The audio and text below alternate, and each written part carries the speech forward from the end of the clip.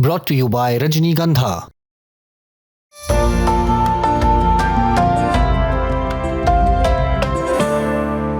America और Iran के बीच ceasefire के 36 घंटे के अंदर ही उसमें दरारें दिखने लगी हैं।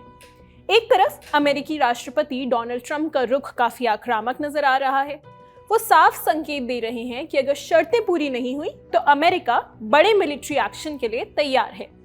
वहीं दूसरी तरफ ईरान के विदेश मंत्री अब्बास अरागची ने इसके जवाब में कहा, सीज़फायर की शर्तें अब बिल्कुल साफ हैं। अब अमेरिका को ये तय करना होगा कि वो सच में युद्ध रोकना चाहता है या फिर इजराइल के जरिए इस लड़ाई को जारी रखना चाहता है। अब इस पूरी स्थिति में सबसे बड़ा और दिलचस्प सवाल यही बन गया है कि जब ईरान के कई बड़े और टॉप के नेता मारे जा चुके हैं तो आखिर अमेरिका के साथ बातचीत कर कौन रहा है। आमतौर पर ईरान में इस तरह के बड़े फैसले सुप्रीम लीडर लेते थे, क्योंकि वही देश के राजनीतिक, सैन्य और रणनीतिक फैसलों के आखिरी निर्णायक होते थे। लेकिन अब हालात बदल चुके हैं। आयतुल्लाह अली खामेनेई की मौत के बाद ये पूरा सिस्टम हिल गया है।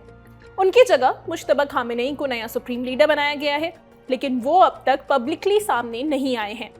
रिपोर्ट्स की माने तो वो बीमार हैं, होश में नहीं है और कुम शहर में उनका इलाज चल रहा है।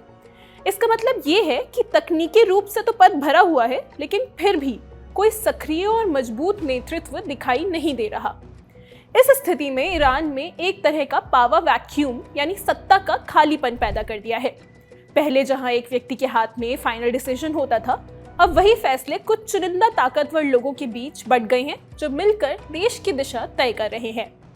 इस समय जो सबसे प्रमुख चेहरा सामने आ रहा है वो है ईरान की संसद के स्पीकर मोहम्मद बाकर गालिबाफ। वो इस्लामिक रिवॉल्यूशनरी गार्ड कोर यानी IRGC में कमांडर रह चुके हैं और अब राजनीति, सुरक्षा तंत्र और धार्मिक नेतृत्व तीनों के बीच एक कड़ी की तरह काम कर रहे हैं। कम लोगों के बचे होने की वजह से उनकी अहमियत और बढ़ गई है और अभी अमेरिका के साथ बातचीत में वही सबसे आगे दिख रहे हैं। अगर ये डील सफल होती है तो उनकी राजनीतिक ताकत और भी मजबूत हो जाएगी। गालिबाफ की खास बात ये भी है कि उनका रिश्ता ईरान की टॉप लीडरशिप से बहुत गहरा रहा है। उनका निकाह पहले सुप्रीम लीडर रुहुल्लाह खोमैनी ने करवाया था। वो अली खामेनेई के परिवार से भी जुड़े बताए जाते हैं और मुश्तबा खामेनेई के करीबी माने जाते हैं। यानी वो लंबे समय से सत्ता के केंद्र के आसपास ही रहे हैं और अब जब टॉप लीडरशिप कमजोर पड़ रहा है तो वो आगे आकर भूमिका निभा रहे हैं। उनका बैकग्राउंड भी काफी अहम है। 1961 में मशहद के पास जन्मे गालिबाफ ने 1979 की इस्लामिक क्रांति के दौरान ही इस आंदोलन का साथ दिया था। इसके बाद वो IRGC में शामिल हुए। उन्होंने 1980 में शुरू हुए ईरान इराक युद्ध में हिस्सा लिया, जहां उन्होंने कमांडर तक का सफर तय किया। बाद में उन्होंने IRGC एयरफोर्स की अगुवाई की, राष्ट्रीय पुलिस प्रमुख बने और फिर तेहरान के मेयर भी रहे। वहां उन्होंने इंफ्रास्ट्रक्चर पर काम किया। हालांकि उन पर भ्रष्टाचार के आरोप भी कई बार लगे। वो 4 बार राष्ट्रपति पद के उम्मीदवार भी रह चुके हैं। एक बार उन्होंने खुद को इस्लामिक वर्जन ऑफ रेजा शाह तक कहा था, यानी एक ऐसा नेता जो देश को आधुनिक बनाए, लेकिन इस बयान से उन्हें कंजर्वेटिव समर्थन में नुकसान भी हुआ। इसके बावजूद वो हमेशा से सत्ता के ढांचे में टिके रहे हैं और अब इस युद्ध ने उनकी स्थिति को और मजबूत कर दिया है। हाल ही में उन्होंने दावा किया कि करीब 70 लाख ईरानी देश की रक्षा के लिए तैयार हैं। उन्होंने ट्रंप और इजराइल के प्रधानमंत्री बेंजामिन नेतन्याहू को गंदा अपराधी बताया।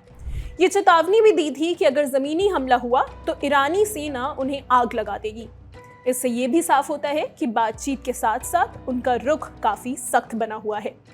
गालिबाफ के साथ साथ विदेश मंत्री अब्बास अरागची भी इस बातचीत में अहम भूमिका निभा रहे हैं। वो एक अनुभवी डिप्लोमैट हैं जिन्होंने लंबे समय तक पश्चिमी देशों, रूस, चीन और क्षेत्रीय देशों के साथ बातचीत संभाली है। उन्होंने 2015 की न्यूक्लियर डील में भी अहम भूमिका निभाई थी और बाद में वियना में उसे फिर से शुरू करने के लिए नेतृत्व किया था। 1962 में तेहरान में जन्मे अरागची भी कम उम्र में ईरान इराक युद्ध में शामिल हुए थे। बाद में उन्होंने विदेश मंत्रालय ज्वाइन किया और धीरे धीरे ऊपर तक पहुंच गए। उन्होंने यूके की यूनिवर्सिटी ऑफ केंट से PhD की है और पश्चिमी देशों की सोच और डिप्लोमेसी को अच्छी तरह से समझते हैं। इसलिए आज भी वो ईरान की विदेश नीति का सबसे बड़ा चेहरा बने हुए हैं। हाल के दिनों में वो काफी सक्रिय दिखे हैं और ट्रंप को सीधा जवाब देते नजर आए हैं। उनके कई वीडियो भी वायरल हुए हैं जहां वो आम लोगों के बीच जाकर बात करते दिखे।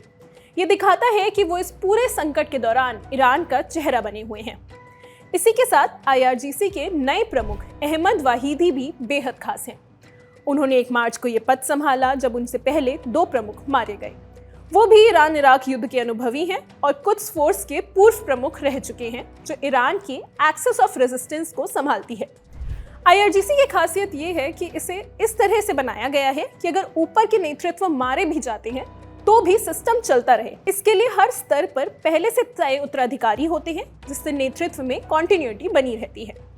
इसके अलावा न्यायपालिका और सुरक्षा तंत्र के कुछ और बड़े चेहरे भी हैं, जैसे चीफ जस्टिस मोहसिनी एज़ेई, जो देश के अंदर स्थिरता बनाए रखने और बातचीत की सीमाएं तय करने में भूमिका निभा रहे हैं। वहीं सुप्रीम नेशनल सिक्योरिटी काउंसिल के सचिव मोहम्मद बाकर ज़ोलगदर भी बेहद अहम हैं, जो युद्ध, सुरक्षा और परमाणु कार्यक्रम जैसे फैसलों के ढांचों को तय करते हैं।